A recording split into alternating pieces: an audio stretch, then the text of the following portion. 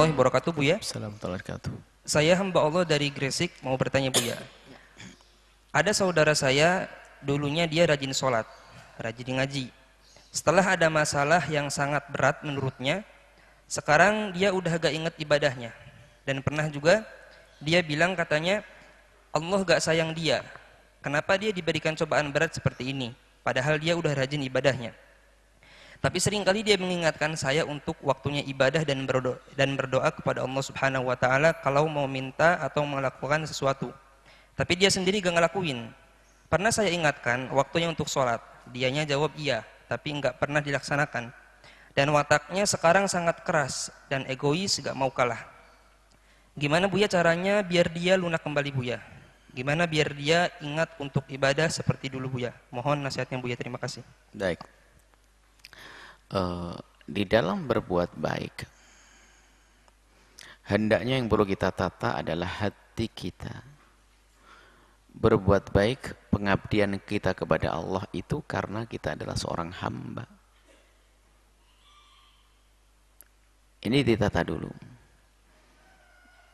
Jangan membiasakan kita berbuat baik karena kita mengharap. Ini memang kelas tinggi, mengharap misalnya pemberian dari Allah. Sholat duha pengen kaya, enggak kaya-kaya, marah kepada Allah. Nah, ini salah. Dapat amalan dari kiainya untuk baca dzikir berkali-kali, tetap saja rezekinya sempit, marah sama kiainya. Ya, karena memang semuanya salah niatnya. Yang harus kita ketahui, fahami adalah bahwasanya kaya dan melarat itu tidak jaminan apakah orang itu dibenci oleh Allah atau dicinta. Karena urusan dunia enggak ada hubungannya dengan cinta dan benci Allah. Enggak dipandang sama sekali oleh Allah, ukuran dunia. Sehingga kita menemukan orang yang sangat fakir dicintai oleh Allah. Nabi Ayub, dari sahabat Nabi Abu Hurairah, Bilal bin Rabah, fakir, sangat fakir. Setiap hari lapar dia Abu Hurairah. Nabi Ayub dengan sakit dan fakir, tapi kekasih Allah. Apakah berarti Allah tidak sayang? Ini berkaca dulu kita. Kemudian juga, bukan orang kaya semuanya dihinakan. Memang ada Fir'aun, ada Namrud. Tapi bukankah Raja Daud dan Raja Sulaiman adalah nabi sekaligus kaya raya? Takluknya Bilqis dan semuanya kerajaan yang sangat luar biasa, takluk di bawah kerajaan Nabi Sulaiman. Raja besar dengan kekayaan yang melimpah. Nah ini, ternyata ada juga kasih Allah. Jadi ada orang yang dicintai oleh Allah diberi kekayaan, juga ada orang dicintai Allah tidak diberi kekayaan. Artinya dicintai dan tidak dicintai nggak ada hubungannya dengan dunianya tersebut. Maka siapakah yang dicintai oleh Allah itu?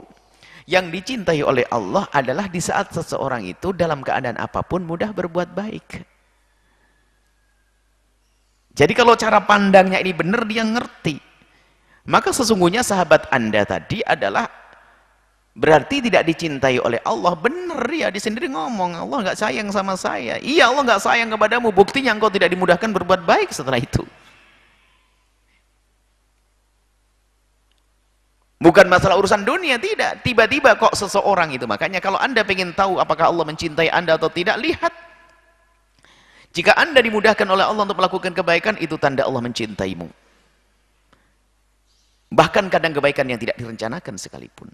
Begitu sebaliknya kalau Allah tidak cinta seorang hamba, maka begitu mudahnya dia melakukan kemaksiatan biarpun tidak direncanakan sekalipun. Naudzubillah. Maka betul orang tersebut tanda tidak dicintai oleh Allah. Kenapa? Berbuat baiknya terputus. Sebab kalau dia dicintai oleh Allah, justru di saat diuji oleh Allah malah mendekat kepada Allah.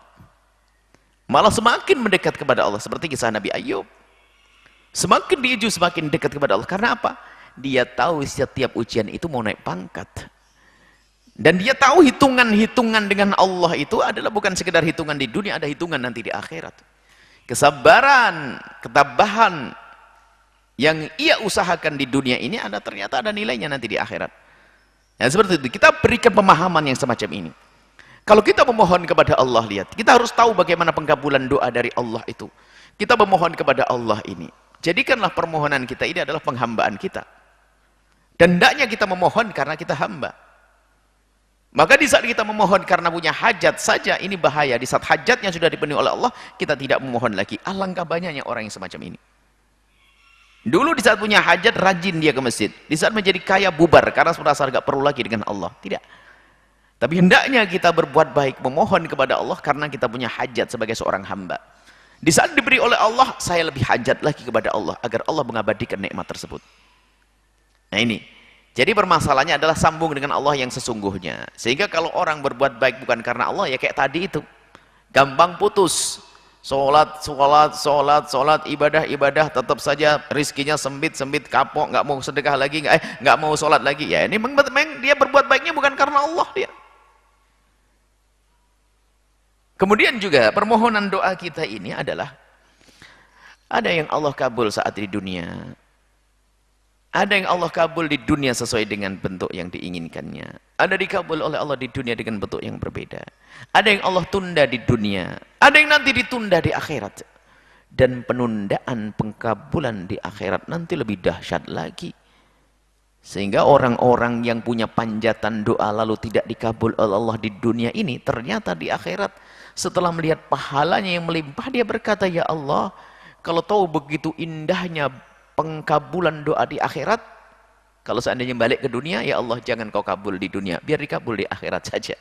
Karena di akhirat luar biasa dahsyat. Tapi kita juga memohon kepada Allah fid dunya hasanah, kan, semoga diberi kebaikan di dunia, juga kebaikan di akhirat. Ini hal-hal semacam itu. Baik. Jadi kita kembalikan. Jadi kalau seandainya sahabat Anda mendengar apa yang kami sampaikan, dia akan mulai menatah hati. Berbuatlah baik karena Allah. Kemudian di saat diuji oleh Allah, semakin dekat kepada Allah. Adapun nanti pemberian yang Allah berikan adalah bisa saja di dunia, bisa saja di akhirat. Bisa saja dalam bentuk yang kita minta, bisa dalam bentuk yang lainnya. Yang penting jangan punya prasangka buruk kepada Allah. Dan pungkasan, sebagai tanda kalau permohonan kita itu dikabul oleh Allah adalah kalau kita tidak terburu-buru mengatakan Allah tidak mengkabul. Innallaha yastajibu du'a 'abdihi ma lam ya'jal. Allah akan senantiasa mengkabul doa hambanya asalkan enggak buru-buru. Buru-buru mengatakan enggak dikabul doaku. Ya benar enggak dikabul karena kau sudah suudzon kepada Allah. Akan tapi prasangka baiklah kepada Allah. Allah sudah mengkabul doaku, akan tapi mungkin aku yang tidak faham. Mungkin telah diganti dengan nikmat yang lainnya. Mungkin atau akan diberi oleh Allah di akhirat seperti itu. Semoga Allah menjaga hati kita semuanya di saat sambung dengan Allah jangan putus lagi. Di saat kita rindu memohon kepada Allah, jadikan permohonan kita adalah bentuk ibadah kita. Bukan sekedar kita mengharap sesuatu.